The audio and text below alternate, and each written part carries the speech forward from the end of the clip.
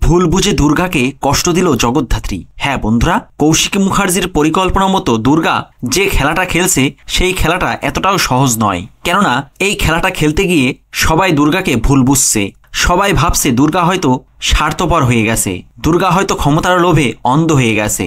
দুর্গা উৎসব বৈদেহী মুখার্জি ও দিব্যা সেনের সাথে হাত মিলিয়ে মুখার্জি পরিবারের ক্ষতি করতে চাইছে। কিন্তু এই সব কিছু যে দুর্গা কৌশিকী মুখার্জির পরিকল্পনা মতোই করছে এটা কেউ বুঝতেই পারছে না। আর এই বিষয়টা বুঝতে না পেরেই স্বয়ম্ভু ও জগদ্ধাত্রী দুর্গাকে রীতিমতো ভুল বুঝতে শুরু করেছে। এমনকি দুর্গা যখন উৎসব মেহেন্দি বৈদেহী মুখার্জি ও দিব্যা সেনের সাথে বসে ভাগ বাটোয়ারার কথা বলে তখন জগদ্ধাত্রী এসে দুর্গাকে অনেকগুলো কথা শুনিয়ে দেয়। এমনকি জগদ্ধাত্রী দুর্গাকে অনেক অপমান করে, যা শুনে দুর্গা অনেক কষ্ট পায়। তো বন্ধুরা, কি ঘটতে চলেছে আগামী পর্বে? এভাবেই কি জগদ্ধাত্রী ও দুর্গার মধ্যে দূরত্ব বাড়বে, নাকি শেষমেশ জগদ্ধাত্রী আসল সত্যিটা জানতে পারবে যে এই সব কিছু কৌশিকী মুখার্জির প্ল্যান?